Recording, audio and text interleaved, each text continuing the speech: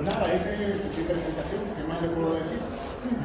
Soy cubano, pero llevo 24 años viviendo en este país, o sea que yo soy hace años nacionalizado boliviano. Trabajo en el CINEP, el CINEP es un seguro local acá, es una caja local.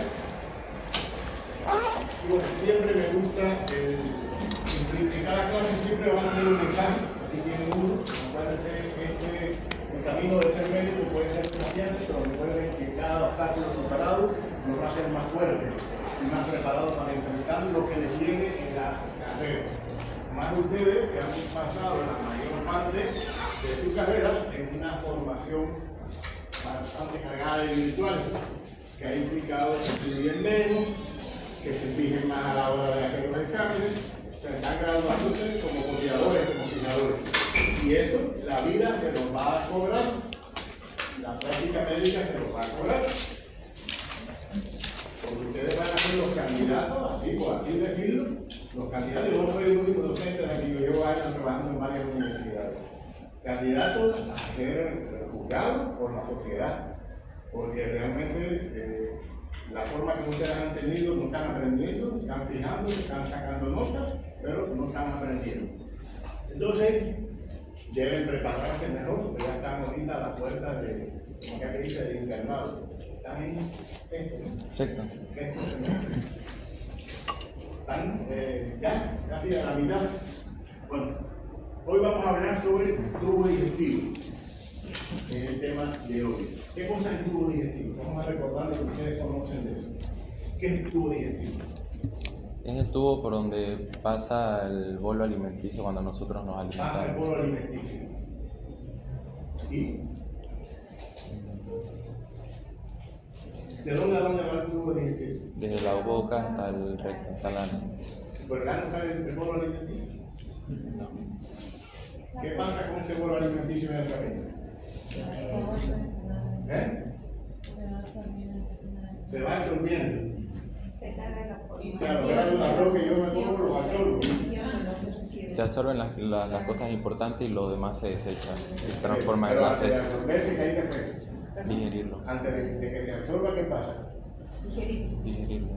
Se digiere, se degrada, ¿no? Se descompone. Esas son las funciones. Ahora bien, una pregunta que es de fisiología. ¿El digestivo es un tubo o es un sistema? ¿O es un aparato o un sistema? Un sistema digestivo. Sistema. Sistema digestivo. ¿Quién está de acuerdo con eso? Levante la mano. ¿Quién está de acuerdo? Con que sea un sistema. Los demás dudan. 1, 2. Levanten el brazo, ¿ves? Ahí, el brazo. ¿Y quién cree que es un aparato?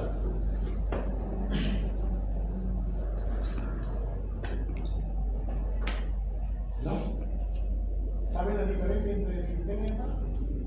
Sí, el sistema es un conjunto de órganos que trabajan en conjunto para hacer diferentes funciones. Para hacer diferentes funciones. ¿Y aparato? A ver, vamos a ver si te aclaras tú mismo en ese.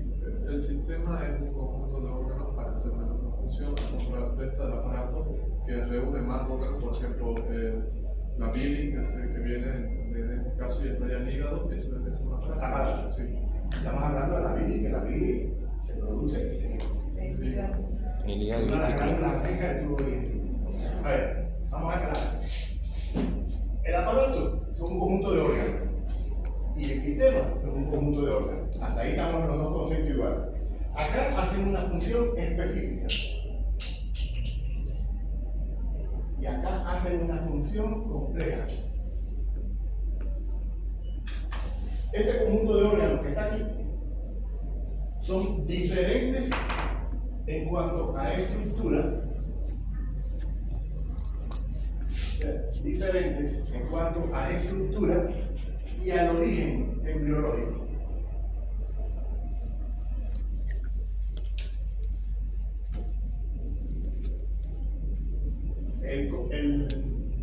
El sistema es un conjunto de órganos que hacen una función compleja que tienen como característica que hay similitud en la estructura y en el origen embriológico. O sea, casi todos derivan de las mismas capas vegetativas. ¿Ok? Ahora, con estos conceptos, el digestivo, el sistema o aparato. Ahora qué dice.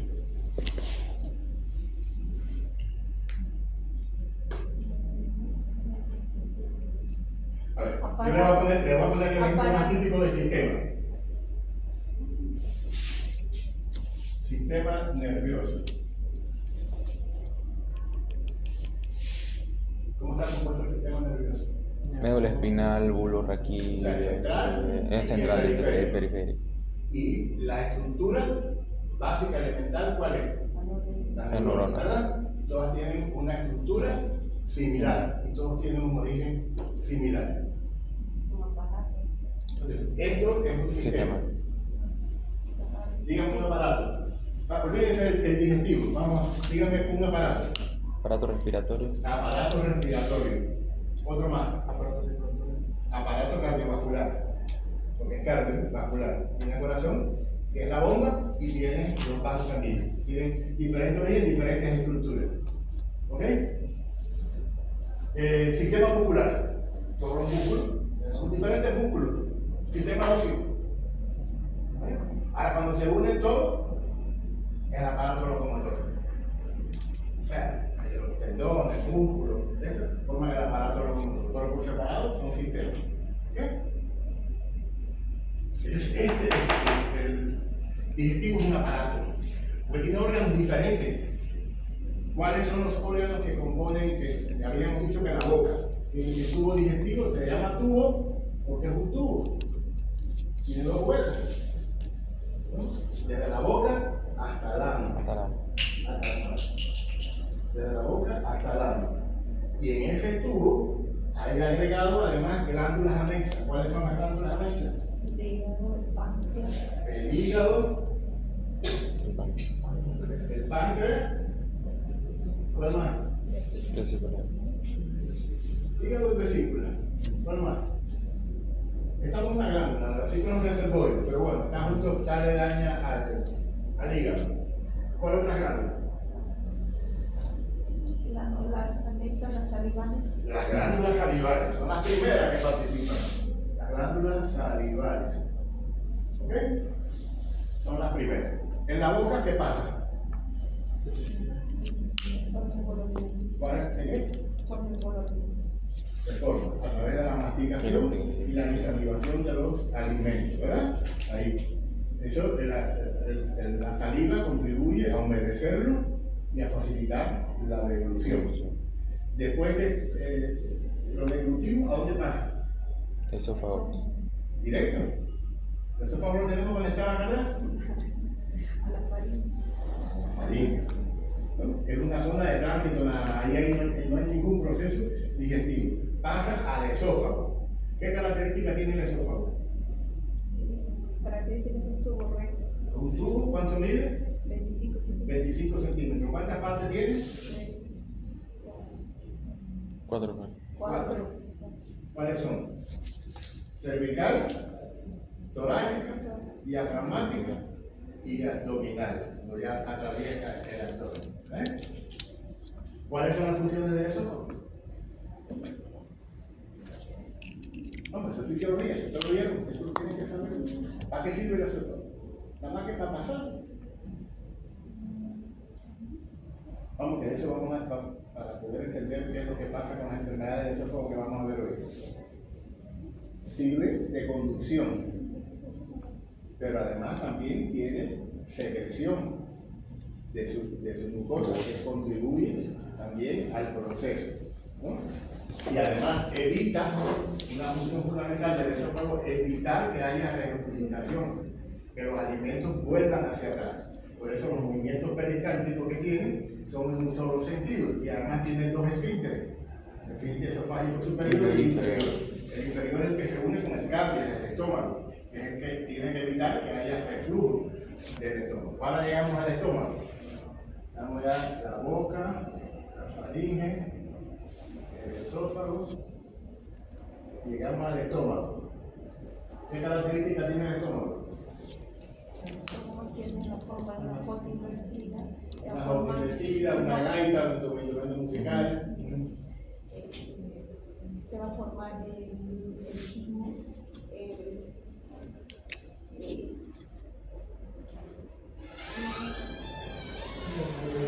parte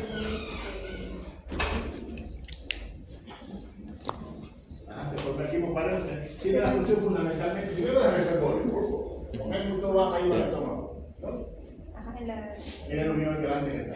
En la mucosa del estómago tenemos las células principales, las células parietales que van a secretar el ácido clorhídrico y el Factor intrínseco. Bien. Bien, porque si no se agrega el factor intrínseco, ¿qué pasa? No se va a poder absorber la vitamina B12. ¿Y qué da lugar a eso? Anemia perniciosa. Anemia perniciosa. Entonces se acordaron bien, acordaron bien. O sea que no hay. ¿Y qué características tiene la anemia perniciosa desde el punto de vista del hemograma? Cuando se lo digo. Es macrocito. Macrocitosis. Hay macrocitosis. ¿Qué más?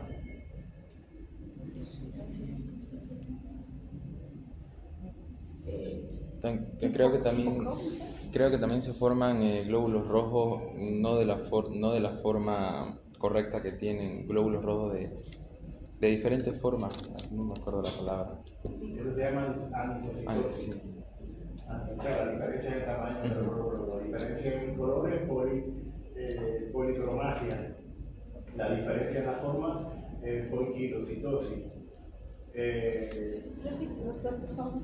Ya, lo vamos a volver a ver después. Vamos a tocar. Acuérdense que aunque ya dieron prácticas de casos clínicos de anemia y eso, conmigo también lo vamos a dar, pero acuérdense que ese es mi fuerte, de eso vivo yo hace 35 años comiendo de la anemia y los trastornos hematológicos de las personas. Pero bueno, sí, bien que sepan que una de las funciones del tubo digestivo, sobre todo del estómago, es la función antianémica, por la producción también tiene, como le dije, función de reservorio, de mezcla, a través de los movimientos va a mezclar, tiene movimientos de bazuqueo, de mezcla y movimientos propulsorios. Ahí va a convertir, va a unir los alimentos, después de la masticación, viene el proceso de degradación. La primera degradación a través de la acción del ácido clorhídrico, de la pepsina, y se forma el quimo, ¿no? Que después más adelante se convierte en ¿qué?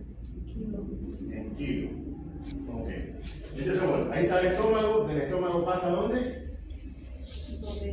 Al intestino delgado, que está constituido por el duodeno, el yeyuno y el ilio, ¿no? Las tres partes. ¿Qué características tiene el duodeno? El duodeno en la segunda porción va a desembocar las... ¿Cuántas porciones tiene? Cuatro. Y la segunda, que es la principal, porque ahí se desembocan tres cosas. La bilis, el papel y el bicarbonato. Entonces ahí está la polla de Bater, el conducto de Wilson y el de Santorini, ¿no? Donde desembocan todos esos productos.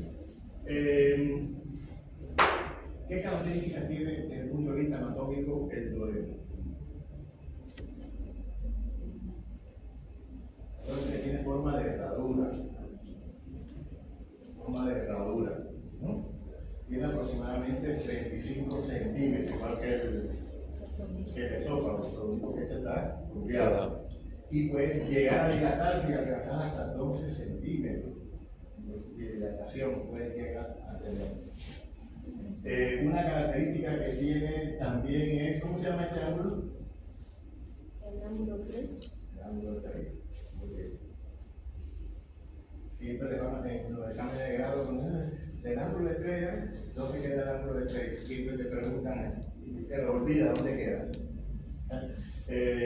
Bueno, esa es la característica. Después viene el yeyuno y el ilio, que la función fundamental es el proceso de absorción. Más del 90% del proceso de absorción ocurre en el intestino delgado. Y después viene el intestino grueso. ¿Cuáles son las partes del intestino grueso? El ciego, el ciego, el ascendente, Transversa, ascendente, traverso, descendente, ciego. Ok. Y por último, recto, la rectiana. ¿Ok? Pero no salió como polo alimenticio. Se transformó y lo que vamos a eliminar es ya los productos de desecho. Por eso las funciones que tiene este aparato es precisamente eso: transformar los alimentos, recoger de ellos los principales nutrientes que van a pasar a la circulación sistémica, previo, como todo proceso que se absorbe, pasa primero a dónde? Al hígado, ¿no? Y después es que pasa, el hígado lo metaboliza y pasa a la circulación sistémica. Bueno, los objetivos de la clase del día de hoy, según lo que está en el programa, estas son las patologías que vamos a ver hoy: acalasia, hernia hiatal, enfermedad por reflujo gastroesofágico, gastritis. Yo les voy a pasar, me pasan el link del grupo. Añaden al grupo de WhatsApp y les paso ahorita mismo las diapositivas. Así que no cojan notas, porque siempre coger notas es importante, porque eso les ayuda a fijar el conocimiento. Pero yo se las voy a pasar. Siempre generalmente las paso antes de venir, para que ustedes se tomen el trabajo, porque yo sé que les cuesta mucho trabajo, de mirarlas. Mejor si las leen, mejor todavía si las analizan y vienen con las dudas y me cuestionan a mí aquí. ¿Ok? Entonces, gastritis, úlcera péptica, cáncer gástrico y divertículo de Penca. Yo agregué algunas otras cosas en la charla porque están muy relacionadas, sobre todo con la enfermedad, con la esofagitis, la enfermedad por reflujo gastroesofágico, que al final lo que lleva a una esofagitis. Hay diferentes tipos de esofagitis con los que tenemos que hacer diagnóstico diferencial y que son bastante frecuentes en la práctica clínica. Por eso se las voy a tocar. ¿Qué es lo que vamos a ver de cada una de estas patologías? Me imagino que es lo que siempre han visto en esta asignatura. La definición o concepto de la patología, la etiología, cuáles son los cambios morfológicos que podemos observar, cuál es la patogenia. Después de usted ya dio mucha patología. Se volverá a recordar la patogenia y el cuadro clínico, ¿no?, de estos principales trastornos. Estos son los objetivos de la clase y estos 4 aspectos pues tendrían que aprenderse. Ya vimos lo que era aparato o sistema. Bueno, ya saben que es un conjunto de órganos con glándulas asociadas, como vimos acá, las 3 glándulas asociadas, que tienen una función de recibir los alimentos, de componerlos y posteriormente absorber. Todo el proceso se divide en 4 etapas, que es la digestión, el proceso de llevar los alimentos a la boca, procesar los alimentos a la boca, deglutirlos, el proceso de digestión, que es la transformación química y mecánica de estos alimentos, la absorción y posteriormente la expulsión de los desechos, ¿no? ¿Cómo incorpora todos esos nutrientes esenciales que toma de la digestión a través del proceso de absorción? Que, como ya dijimos, todo lo que se absorbe va por la circulación venosa, es la única que no va directamente al corazón, va directamente al hígado, y en el hígado pues se produce el metabolismo y la transformación de muchos de estos nutrientes que fueron absorbidos y después pasan a la circulación, ¿no? Cuando ya dijimos, un tubo que se extiende de la boca hasta el ano y con las glándulas anexas. Tiene aproximadamente de 9 a 11 metros de longitud, que están todos los órganos a los que hacíamos mención, ¿no? Boca, faringe, esófago, estómago, intestino delgado con sus 3 partes, el intestino grueso y el ano, ¿no? Entonces, acá está la boca.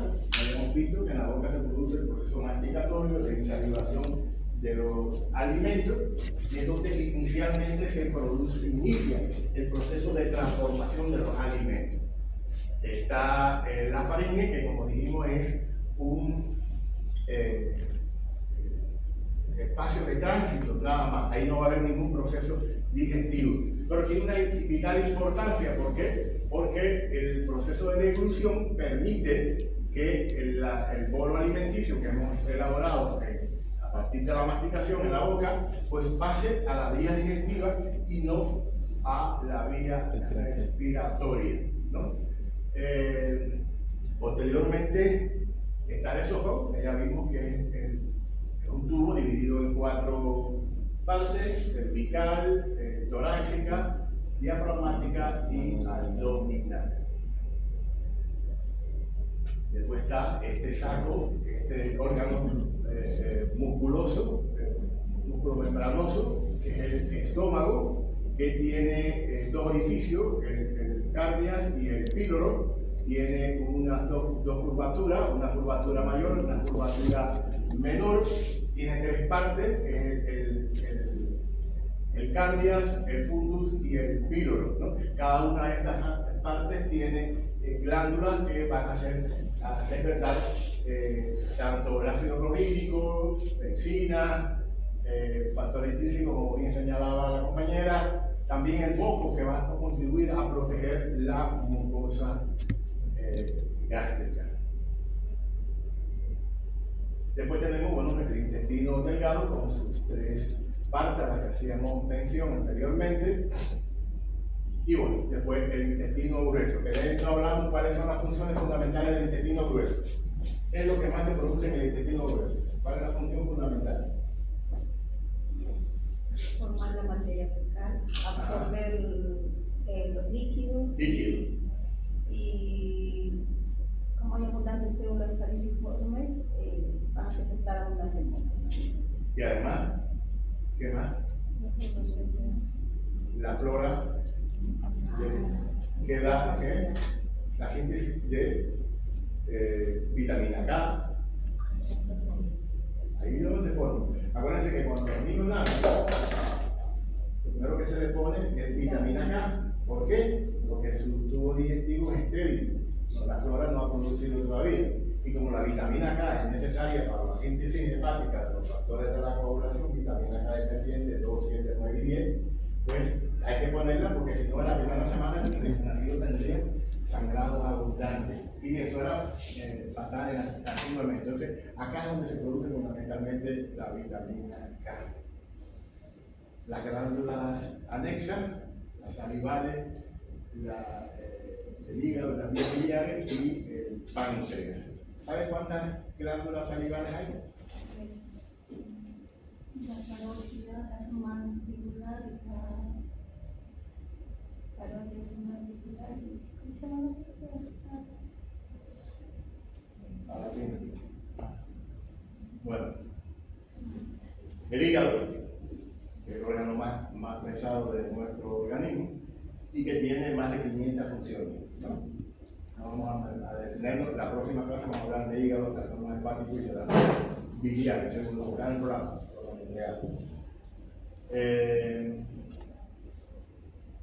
Y bueno, el páncreas. ¿Cuál es la función del páncreas? Secreta insulina y glucagón y otro tipo igual de hormonas. Tiene una función exocrina y endocrina. Así es, concepto. Tiene 2 funciones, una endocrina y otra exocrina. Siempre. Eso pregunta, a mí me gusta preguntar en los exámenes de grado esas cosas de fisiología. Así, entonces la función endocrina produce estas 2 hormonas y la función exocrina, ¿qué es lo que produce? Está rico en lipasa, proteasa. Entonces, las funciones del tubo digestivo, primero la función de motilidad, que es la que va a ayudar a que se favorezca el tránsito de los productos, ¿no? Desde que ingerimos el bolo alimenticio hasta que se secretan las heces fecales. La secreción de las glándulas, que van a favorecer el proceso de digestión, la digestión propiamente dicha y la absorción, tanto de nutrientes como de agua, electrolitos, etc. Todo el tubo digestivo tiene una característica común, y es que desde el punto de vista histológico, toda la pared del tubo digestivo está compuesta con una estructura similar. con 4 capas: la serosa, muscular, submucosa y mucosa, ¿no? La serosa es la que protege mecánicamente a los órganos que están por fuera. La muscular es la que garantiza la motilidad. La submucosa es donde están los vasos sanguíneos, por tanto va a favorecer la irrigación. Y la capa mucosa, la secreción y absorción propiamente, la secreción de sustancias que van a favorecer el proceso de digestión, las glándulas que van a tener, y al mismo tiempo la absorción de los alimentos. Que les dije que más del 90% del proceso de absorción se desarrolla en el intestino delgado.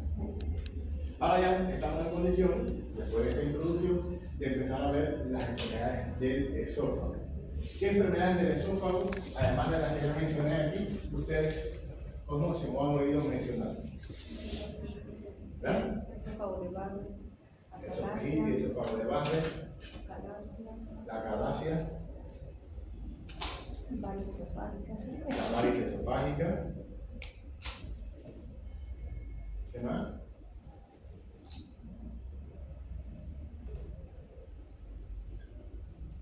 Una poco frecuente, pero que cuando aparece es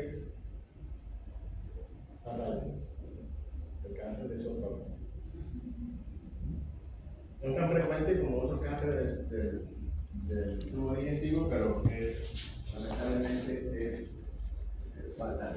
Bueno, como ya habíamos mencionado, déjame ponerlo para acá, en un margen directo, bueno, ya saben que es una estructura cilíndrica donde pasamos alimentos, ya esto lo vimos, de todas las partes que tiene, contra las 4 porciones. Normalmente cuando lo vemos es esta estructura colapsada, como todas las cavidades virtuales que tenemos en el cuerpo, a no ser que tenga algo en el interior, pues siempre va a estar colapsado, va a estar en la superficie plana, ¿no? Es lo que vamos a ver mientras esté vacío.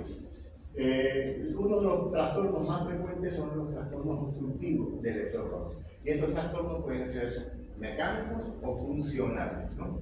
Los mecánicos pueden ser por defectos congénitos, pues se observa con relativa frecuencia, agenesia incluso del esófago, atresia del esófago, fístula con la tráquea, y bueno, cuando son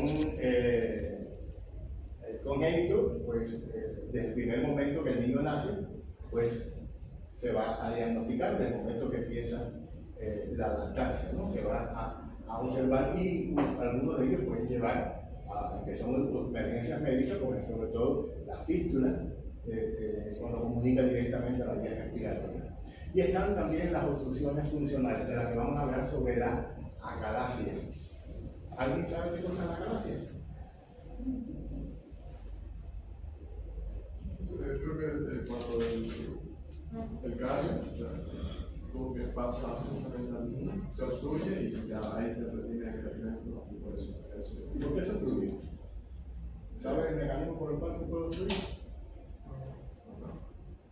La base es neurogénica. Acuérdense que toda esa diapositiva parece que es la correcta.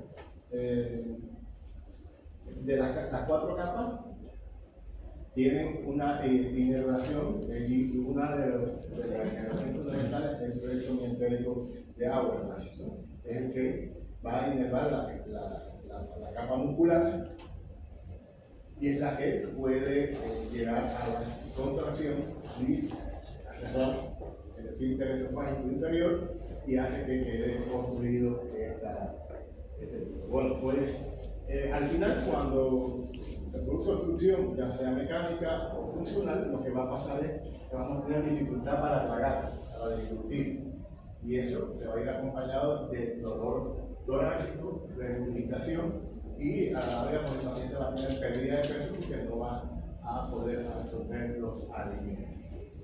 Ahora, ¿cuáles son las obstrucciones mecánicas más frecuentes que podemos observar? Aquí está la estenosis esofágica, que puede ser congénita, pero también puede ser adquirida. Cuando es adquirida, se produce por cicatrización, por procesos inflamatorios, ¿no? Se puede observar a partir de una esofagitis por reflujo crónica, por radioterapia, cuando los pacientes reciben radioterapia, sobre todo a nivel torácico, sobre pacientes con linfoma o con alguna patología tumoral a nivel del mediastino, cuando reciben radioterapia, esa radioterapia va a provocar un estado inflamatorio importante de la mucosa esofágica, y esa cicatrización de ese proceso inflamatorio puede llevar a estenosar la luz de este órgano, ¿no? La presencia de tumores. Los tumores pueden ser in situ, propios del esófago, pero también pueden ser externos, que compriman una tumoración. Por ejemplo, nosotros en hematología pues observamos con bastante frecuencia casos de linfoma de Hodgkin que tiene una presentación importante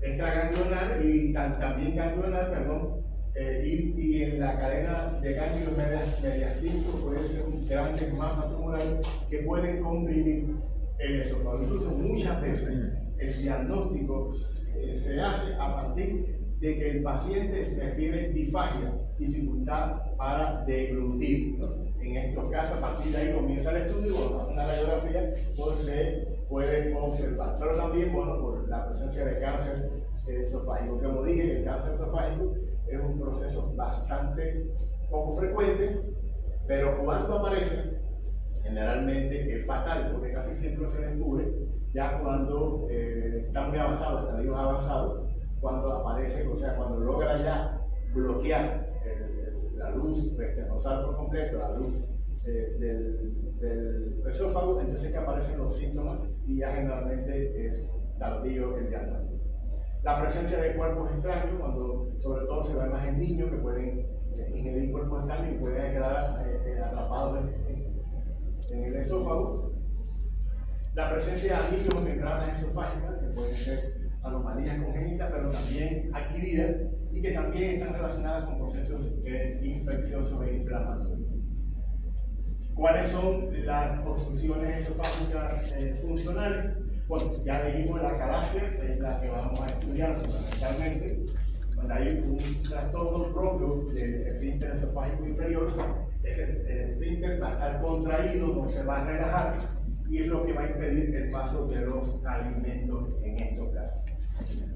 Está la disfagia. La disfagia, bueno, es la dificultad para tragar y bueno, esta puede ser de origen orgánico, pero también neurológico, problemas neuromusculares, como ocurre en la esclerosis múltiple o enfermedades como la esclerodermia, ¿no? Donde una enfermedad autoinmune hay una afectación importante a nivel del esófago. Y bueno, va a afectar notablemente la parte neurológica, el plexo nervioso que se encarga de la actividad muscular del esófago. Me quedé así porque me puse a pensar que tengo mi nuera cumple 35 años, ahora en diciembre, tiene una esclerosis múltiple avanzada. Y esto es una de las enfermedades que hoy en día vemos con bastante frecuencia, una enfermedad degenerativa que tiene causa también autoinmune y que produce un daño importante en todos los órganos de la economía. Bueno, el reflujo gastroesofágico o reflejo gastroesofágico anormal, que generalmente es también de origen neurológico, donde hay problemas de la coordinación de los músculos esofágicos durante la deglución. No hay una buena coordinación de los mismos y no permite el paso adecuado del bolo alimenticio. Y están también las alteraciones de la motilidad que pueden darse con la musculatura del esófago. Y el ejemplo más típico es el esófago de Barrett, que van a ver que el esófago de Barrett son unas lesiones que se producen por encima del tercio inferior del esófago, generalmente causado por reflujo gastroesofágico, y que va a llevar a una metaplasia de la mucosa del esófago. Las atresias, fístulas o duplicaciones se pueden presentar en cualquier tramo del tubo digestivo. Cualquier tramo de esto puede presentar una atresia, una fístula o incluso tener dos tramos, una duplicación. Pero cuando afecta el esófago, como dicen acá, generalmente se diagnostican inmediatamente después del nacimiento, porque el bebé va a tener regurgitación y, bueno, y esto puede llevar a la aspiración bronquial y poner en grave, puede provocar neumonía, poner en riesgo la vida del recién nacido, ¿no?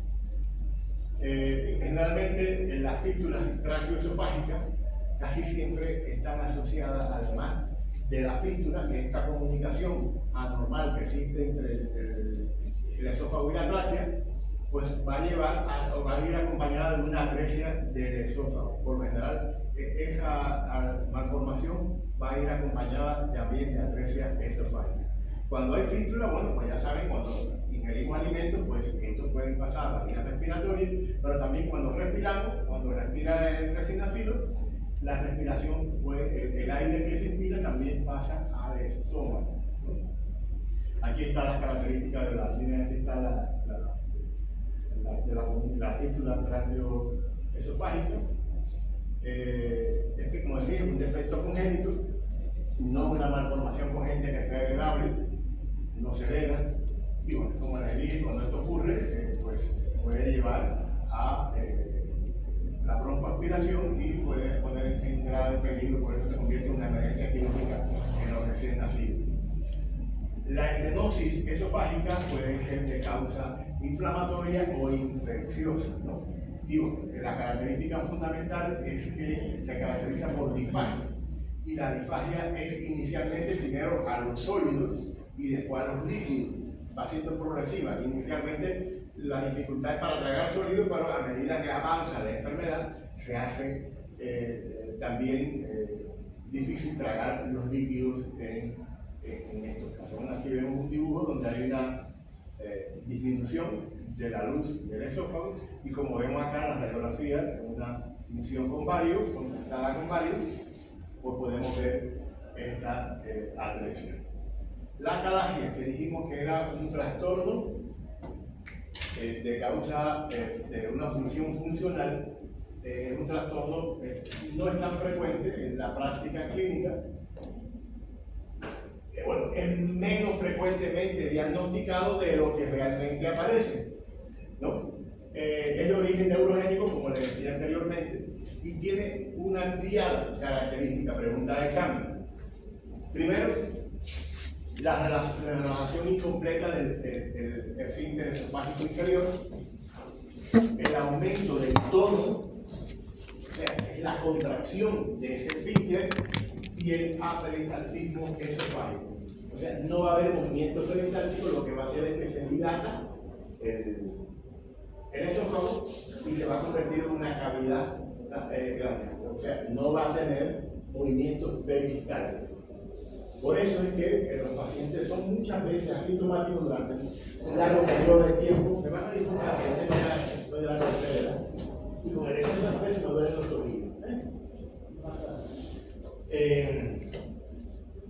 Como el paciente tiene durante mucho tiempo, es asintomático, a pesar de que tiene frecuentes regurgitaciones, porque eso no se cierra totalmente, ya, se cerré y no abro más. No, eso, el cierre, acuérdense que esos mecanismos neurogénicos va a tener un cierre donde va a permitir en determinados momentos cierta relajación y va a ir repitiendo poco a poco. Pero el paciente se va a quejar de regurgitaciones, de acidez, de que no puede comer, pero puede pasar largo tiempo sin que el paciente vaya. Inicialmente la disfagia que produce generalmente es para los sólidos, después también para los líquidos, y ya comienza la dilatación, que es cuando aparece la sintomatología. Puede presentarse a cualquier edad, pero generalmente en la etapa adulta, en la etapa de vida laboralmente activa, de los 20 y 30 años de edad. Y como les dije, la progresión es gradual, puede ser durante meses, incluso años, por eso muchas veces se diagnostica tardíamente. Los métodos de diagnóstico fundamental es radiografía contrastada.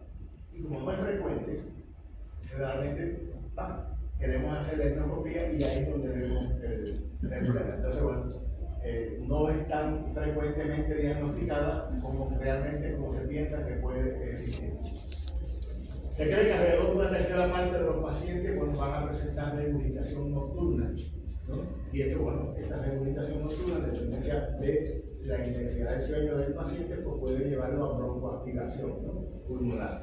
Dolor torácico es otra de las características que se pueden presentar, aunque es menos frecuente que la regurgitación. La disfagia, que es lo más característico, y es progresiva, como decir, comienza inicialmente a los sólidos, alimentos sólidos, y después ya más adelante, cuando ha avanzado la enfermedad, a los alimentos líquidos. A la larga se va a observar deterioro de la persona, sobre todo con pérdida de peso, ¿no? Cuando generalmente la pérdida de peso es significativa y rápida, hay que ir a buscar una neoplasia en esos pacientes, sobre todo las personas que ya son adultos mayores. Acá hay una lámina que encontré en una de las diapositivas, la puse anoche.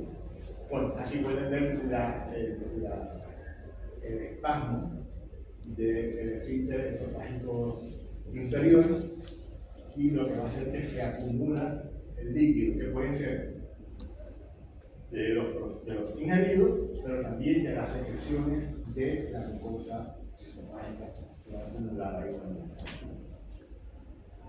La causa no está totalmente definida, pero como les decía, se invocan factores neurogénicos y múltiples otras causas, ¿no? Generalmente, bueno, como decía, a la degeneración del plexo mesentérico de aorta, ¿no? De la pared. La acalasia puede ser primaria y secundaria. La primaria casi siempre es de origen inmune, pero la secundaria la vemos con bastante frecuencia acá en Bolivia, y es debido a la enfermedad de Chagas. Acuérdense que nosotros somos un país endémico de Chagas, donde hay, generalmente cuando uno piensa en Chagas, pues busca al paciente megacolon, pero a veces no es el colon el afectado, el problema está arriba. Hay que buscar síntomas digestivos altos, y hay que tratar de explorar y buscar en estos pacientes porque pueden tener acalasia, ¿no? Los cambios morfológicos, ¿qué es lo que vamos a observar? Lo fundamental es lo que vimos en la lámina anterior, la dilatación, ¿no? Dilatación del esófago, ¿no? El esófago dilatado.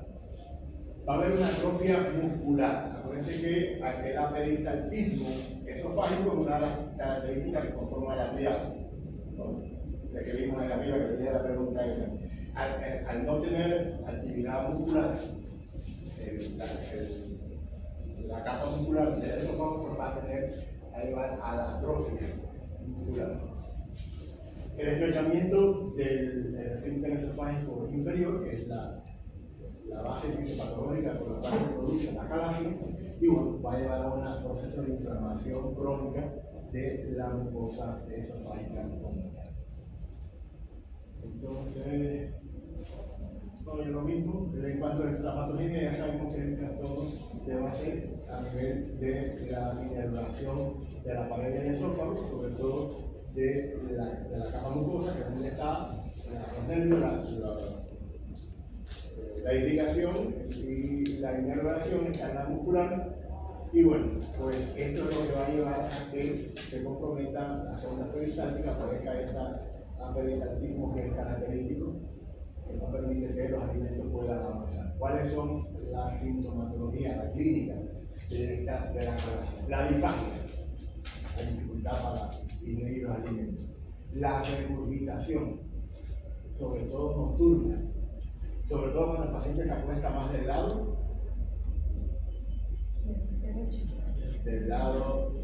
izquierdo, del lado izquierdo, del lado derecho. No, cuando se acuesta del lado izquierdo es donde más fácilmente aparece la regurgitación, ¿no? Favorece la regurgitación. El dolor torácico, la pérdida de peso, la tos nocturna. ¿Por qué? Porque la broncoaspiración produce irritación de las vías respiratorias superiores, y esto lleva a la tos, despierta muchas veces la tos a los pacientes, y bueno, puede ser la broncoaspiración. Y con la retención que se produce a nivel del esófago, pues observamos con gran frecuencia en los pacientes halitosis. varices esofágicas, que no estaban en el programa, pero yo las puse porque son altamente frecuentes y ustedes tienen que saber por qué se producen las varices esofágicas. Es algo que vemos con bastante frecuencia. Miren dónde están las varices esofágicas. Las varices esofágicas están por fuera. Están por fuera. ¿Qué es lo que pasa? Porque el paciente sangra. Y el sangrado por varices esofágicas es una de las manifestaciones fundamentales de la cirrosis hepática, sobre todo de tipo alcohólica, pero puede producirse en cualquier etiología, ya sea infecciosa, por hepatitis B o C o por atosis hepática. Pero la alcohólica es la que con mayor frecuencia produce sangrado. Muchas veces el sangrado inicial puede ser mortal, a veces es mortal. Y bueno, una vez que el paciente sangra una vez, la frecuencia de recidiva de sangrado es alta. Entonces el paciente tiene que estar siempre alerta, porque con el sangrado, pues puede, si no se diagnostica a tiempo, puede fallecer. Cuando es hematemesis, fácilmente identifica, la vomita y tiene sangre, ya fácilmente va al médico. Pero cuando no produce eso, ya, la sangre se evacúa, es digerida y se produce en forma de melena, demora más el tránsito intestinal, pues puede tener mucha más pérdida y el paciente choquearse rápidamente. ¿Qué es un choque? Una disminución de volumen sanguíneo. ¿Qué? La disminución de qué? De la perfusión. De la perfusión. Es un estado de hipoperfusión tisular. Nunca se lo olvide eso. Me encanta preguntarlo a mí en los exámenes de grado. Un estado de hipoperfusión tisular. Disminuye el flujo sanguíneo a los órganos y puede ser diferentes causas. ¿Saben las causas? Eso es hipovolemia. Porque hay hipovolemia. Se pierde. La hipovolemia puede ser porque pierde sangre, te deshidrates o incluso te metas una carga tan grande de diurético que el paciente se deshidrató y lo lleves a que provoque un shock. Hipovolémico. ¿Qué más? El shock cardiogénico también hay. El cardiogénico. Está el shock. Ahí está el obstructivo, falta uno.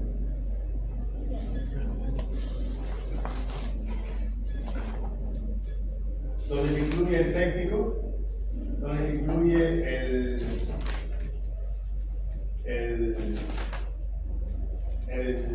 anafiláctico. ¿Qué pasa ahí? En ellos. Que son los que más vemos. Son anafilácticos, la gente que adentro le pone una penicilina pipa y cayó el shock ahí rápidamente. O se pone un marisco y es alérgico y cae en shock rápidamente. O el paciente séptico. Es el famoso shock distributivo. En estos casos, lo que se produce es una vasodilatación. Aumenta el continente, pero el contenido sigue siendo el mismo. O sea, la manguera se ensancha, la tubuladura, los vasos se ensanchan, pero la cantidad de sangre disminuye. Por tanto, disminuye el flujo sanguíneo, disminuye la fuerza del peso. Y por eso va a haber hipoperfusión tisular. Ese distributivo. Es distributivo. Ahí se incluye el séptico y el Anafiláctico. ¿Ok?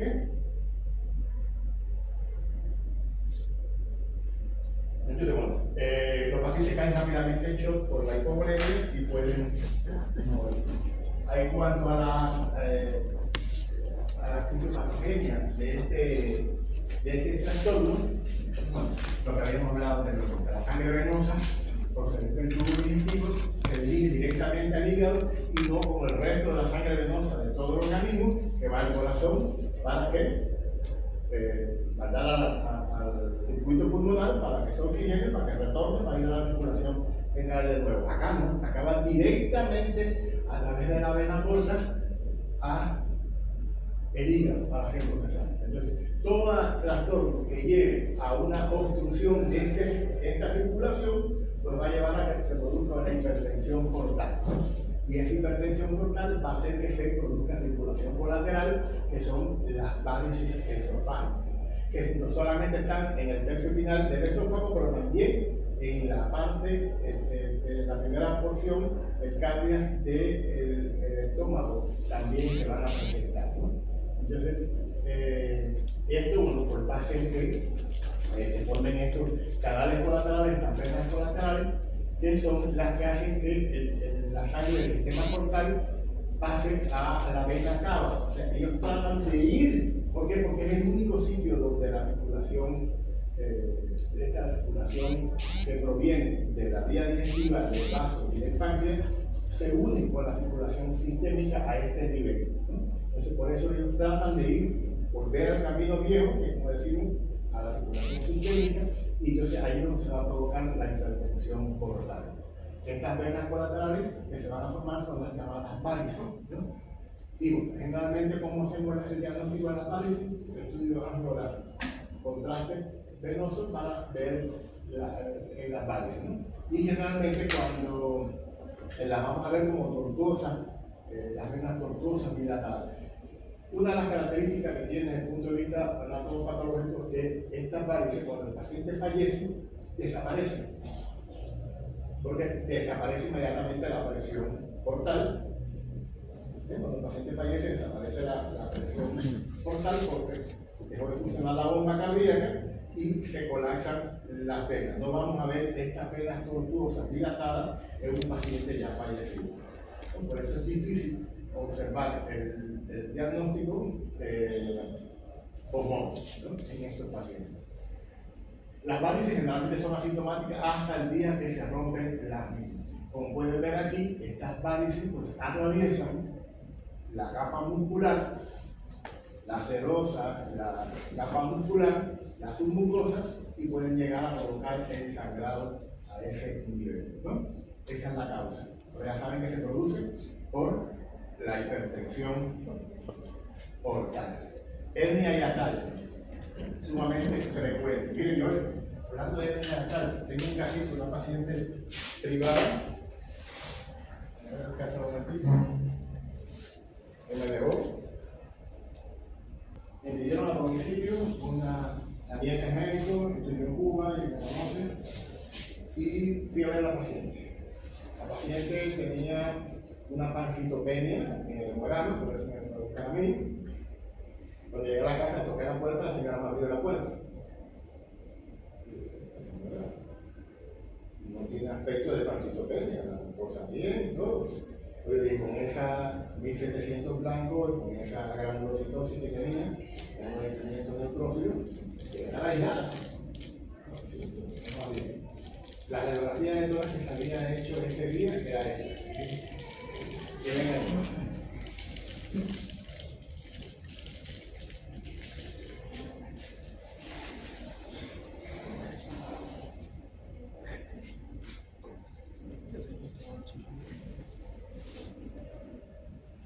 ¿Vieron la radiografía? ¿Cómo me vamos a mostrar la otra? Ve eso ahí, dice, un bloque neumónico,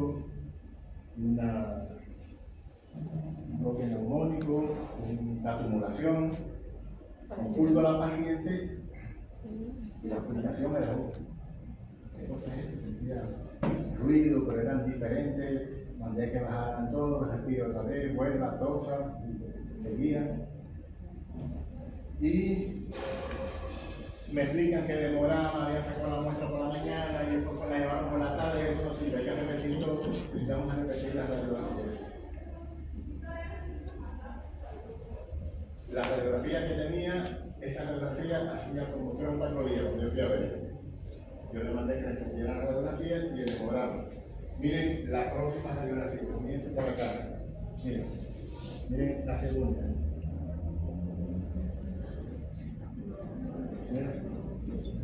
Le dije, no, esto es la tumoración, esto no queda otra.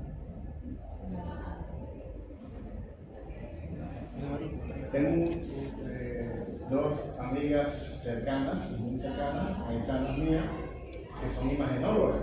Le muestro la radiografía. No, es una tesis, es un tumor, a mí también me parece un tumor, pero para esperarnos vamos a hacerle una tomografía.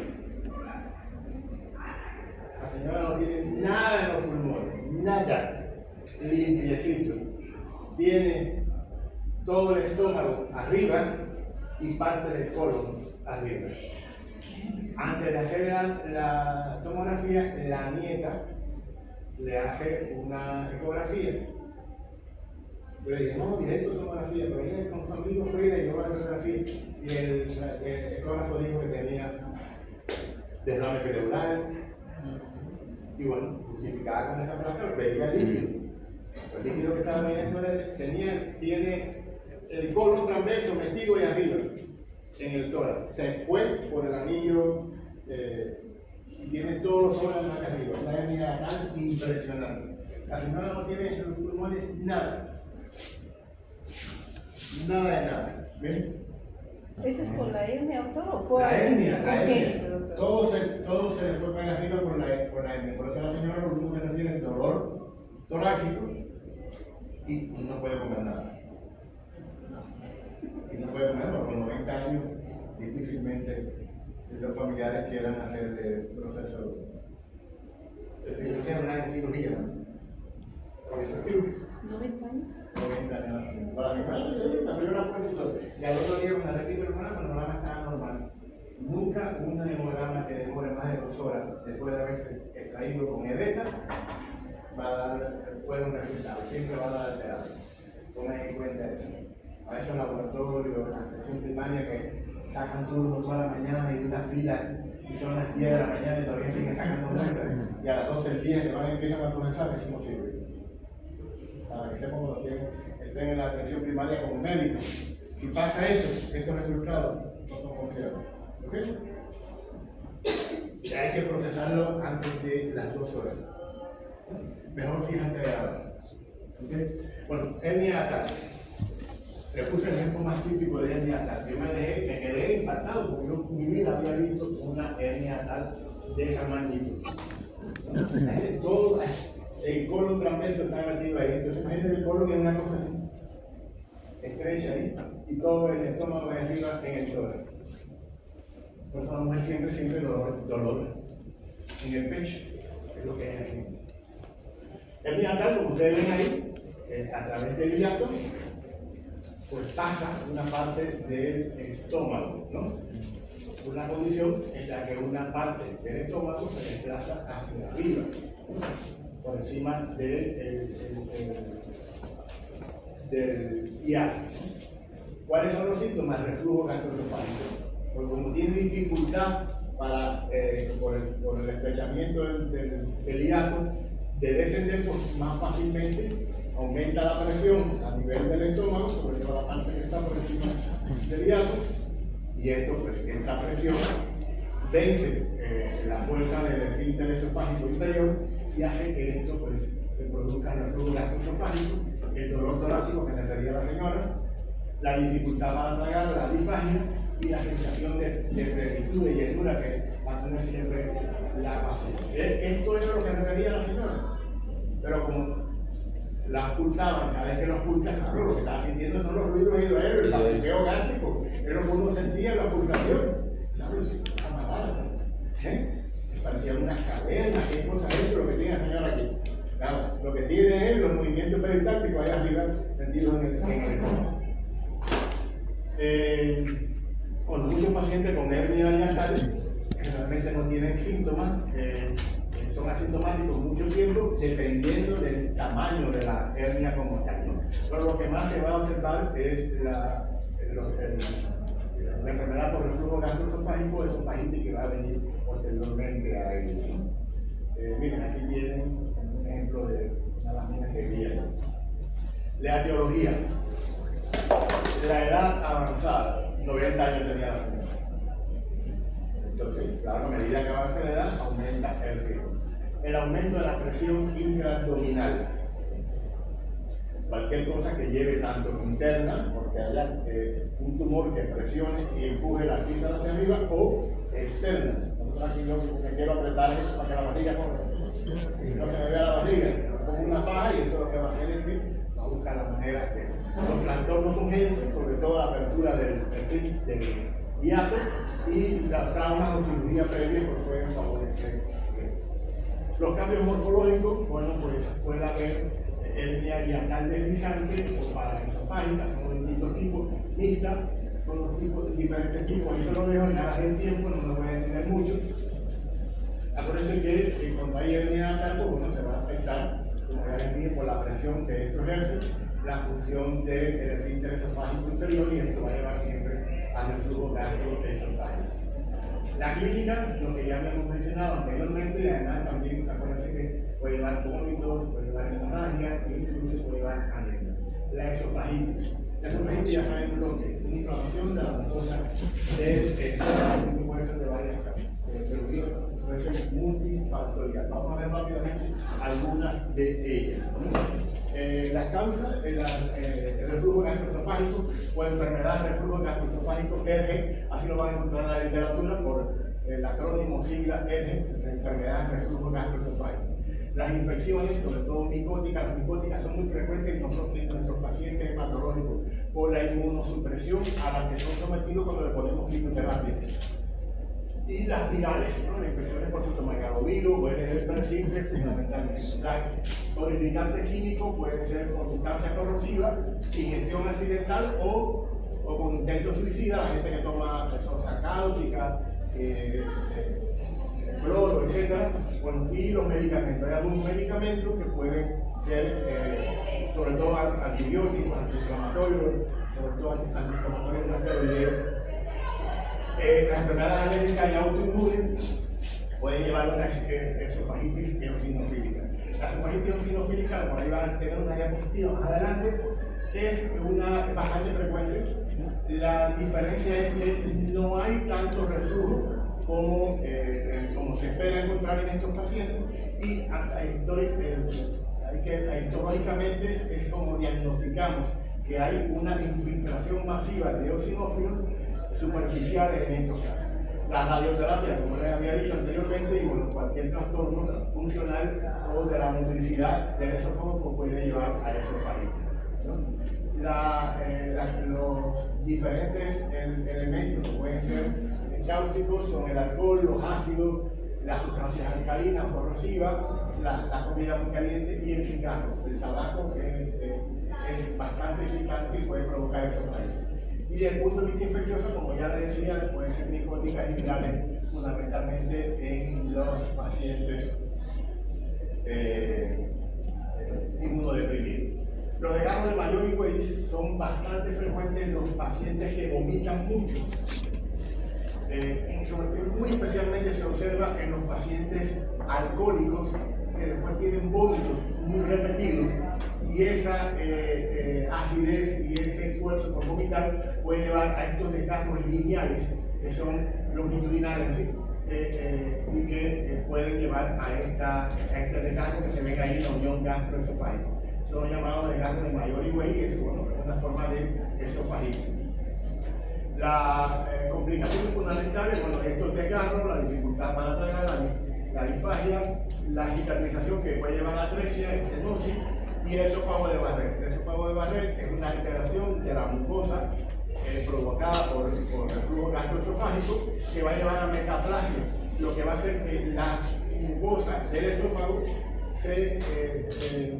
el desarrollo, como la mucosa del esófago está constantemente en transformación, se va renovando, se va a formar una metaplasia que es con las características de la mucosa intestinal a nivel del esófago. Y eso es lo que es llamado el esófago Barrett. Por ahí vamos a tener las láminas. Y el esofagitis con reflujo, ya saben que el reflujo es un término que se usa para hablar del sentido contrario, ¿no? Voy a pasar rápido a esto por llegar el tiempo. Miren, el reflujo, hay varios factores que contribuyen a la enfermedad por reflujo gastroesofágico. Sobre todo las características del reflujo, cuando hay bilis, o sea, refluye bilis del duodeno al estómago y del estómago al esófago, el daño es mucho mayor. Es mucho mayor el daño que se puede producir. Desde el punto de vista morfológico, lo que vamos a ver siempre es una hiperemia, un enrojecimiento, así lo describe el endoscopista. Y también puede haber, cuando es de causa hemática, infiltración desde el punto de vista histológico de los neutrófilos. enfermedad por reflujo gastroesofágico, pregunta de examen, la tienen que estudiar, ¿no? La característica fundamental de la enfermedad por reflujo gastroesofágico es la pirosis. Estos pacientes sí no pueden dormir nunca del lado izquierdo, porque siempre les va a dar reflujo gastroesofágico y los va a despertar la tos en estos pacientes. Es una de las características fundamentales. Los factores asociados, como decía, el material refluido, si es bilis, pues peor, y si es pexina, pues mucho más agresiva. Diferentes factores ahí los tienen, pero sobre todo, bueno, la intensidad del ácido, la intensidad de la mucosa, van a ser factores que van a proteger. El reflujo gastroesofágico pues va a llevar a esofagitis, a úlcera, a estenosis, a esófago de Barrett y también puede ser predisponer a el adenocarcinoma de esófago como tal, ¿no? Y puede llegar a provocar úlceras a nivel de la mucosa esofágica. Esófago de Barrett es una condición, como he dicho, que va a haber una alteración del revestimiento normal del esófago, va a haber una metaplasia, ¿no? Miren aquí las paredes del esófago, pues va a tener un cambio importante. Aquí hay otra lámina donde se puede observar, miren, es el cambio de la mucosa, la metaplasia, por una mucosa que es característica del intestino, ¿no? Siempre está asociado a daño por el reflujo gastroesofágico y bueno, por eso que va a producir la metaplasia secretoria. Las características desde el punto de vista clínico, acidez, regurgitación, dolor total, sinusfagia, como ven, todos los trastornos tienen lo mismo. El diagnóstico se hace desde el punto de vista endoscópico, ¿no? Y con la biopsia.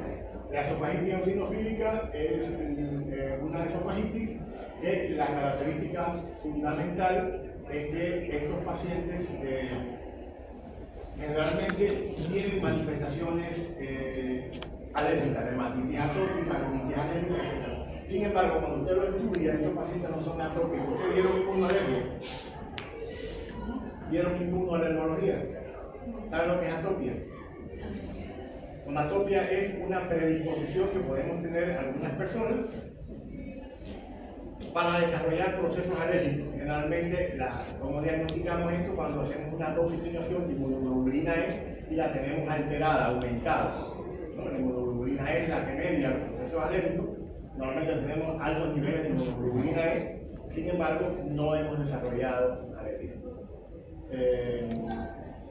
Ya sé, un caso clínico lo vamos a poner ahí para tener el estómago. Rápidamente el estómago, ya saben las características del estómago, que es el saco la gastritis. La gastritis puede ser agudas y crónicas, ¿no? Puede ser la gastritis, inflamación de la mucosa gástrica, puede ser provocada por varios factores. Aquí la más frecuente es la gastritis por el Helicobacter pylori. Miren, que en la práctica clínica, yo a todo el mundo le mando el Helicobacter pylori. No sé si está en mi laboratorio o en mi institución, pero todo el mundo es positivo al Helicobacter pylori. Estamos rodeados del Helicobacter pylori. No sé si será el agua de Santa Cruz, el comer en la calle, pero oiga, por eso le digo, estudiense, porque además está considerado el Helicobacter pylori como un importante carcinógeno. Igualito que el tabaco, que causa cáncer de pulmón, el Helicobacter pylori es responsable. Ya te digo, a todo el paciente, aunque no venga por dolor gástrico, ya estoy que le mando comparte el chequeo, le mando parasitológico, sangre oculta y el Helicobacter pylori. Y todos me están saliendo positivos, pero además le mando en sangre para ver anticuerpos y son positivos. O sea, me está corroborando de que la gente está infectada de Helicobacter pylori. Algo ahí debe ser el agua en Pirayo, ¿viste? Bueno, hay la gastritis crónica atrófica y la gastritis que son menos frecuentes de otros tipos, ¿no? Las causas de gastritis, Helicobacter pylori, el consumo de antiinflamatorios no esteroideos, el alcohol, el tabaquismo, el reflujo biliar y trastornos autoinmunes. Desde el punto de vista morfológico aparece que lo que va a haber es edema y congestión de la mucosa, erupciones y un infiltrado inflamatorio. En la crónica va a haber una atrofia, o sea, que van a desaparecer las papilas, las células glandulares. Va a haber una metaplasia intestinal, o sea, cambio del epitelio por un típico del intestino, el infiltrado inflamatorio crónico y la presencia del Helicobacter pylori, ¿no? Las manifestaciones ya aparecen en dolor, náuseas, vómitos, sensación de plenitud y puede haber sangrado digestivo en muchas ocasiones. La crónica, también dolor, puede haber dispepsia, pérdida de apetito, anemia en muchos casos, sobre todo anemia perniciosa, como bien explicaron ahorita ustedes, y riesgo de tener úlceras y cáncer gástrico en estos pacientes. En cuanto a la úlcera, ya saben que es una pérdida completa de tejido, de la capa mucosa, su mucosa que va a afectar, ¿no? Las úlceras pueden ser gástricas y duodenales. Las gástricas son más frecuentemente en hombres que en mujeres, mientras que las duodenales, pues generalmente se equilibra, casi se equilibra esta relación. En la duodenal, el dolor la característica del dolor va a variar y eso generalmente preguntan acá, pero vamos a buscar bien acá, cuando aquí tienen las causas principales de los cambios morfológicos. La patogenia, bueno, siempre es fácil recordar, se rompe el equilibrio entre los factores protectores, o sea, el moco, el bicarbonato, el flujo sanguíneo, con los factores agresivos, el ácido gástrico, la pexina, el Helicobacter pylori, ¿no? Y la sintomatología son estas. Entonces, el cáncer gástrico, bueno, pues ahí tienen algunas características. El adenocarcinoma es el cáncer más frecuente. Tiene factores predisponentes. Hay lesiones precancerosas. Miren, es una frase que es: nunca se presenta un cáncer gástrico en una mucosa normal. El cáncer gástrico se presenta en las personas que han tenido problemas antes de gracia. Siempre hay lesiones precancerosas. Gastritis crónica, infección por Helicobacter pylori. O sea, ya el estómago ya venía con problemas. Nunca una persona sanita debutó con cáncer de estómago, no. Ya antes el paciente debe haber tenido otras cosas. Eso es suficiente en la patología para buscar lesiones precancerosas. Vean todo esto de aquí. La clínica, finalmente, el divertículo de Meckel, es lo que estaban encontrando. El divertículo de Meckel es una malformación congénita del tracto gastrointestinal, es una pequeña bolsa o saco que forma la pared del intestino delgado y que generalmente está cerca de 60 a 100 centímetros de la válvula iliocecal. Generalmente es un remanente del conducto ónfalo mesentérico y puede aparecer hasta el 2% de la población como tal, ¿no? Entonces, este tejido ectópico puede secretar ácido gástrico a este nivel. Entonces ya se puede imaginar que ese ácido gástrico no debe estar ahí, porque eso va a provocar un daño importante en la mucosa a ese nivel, por lo que va a provocar úlceras. Por tanto, inflamación, puede llevar a la perforación, obstrucción intestinal, son las características fundamentales del divertículo de Meckel. De todas maneras, yo no sé qué bibliografía ustedes tienen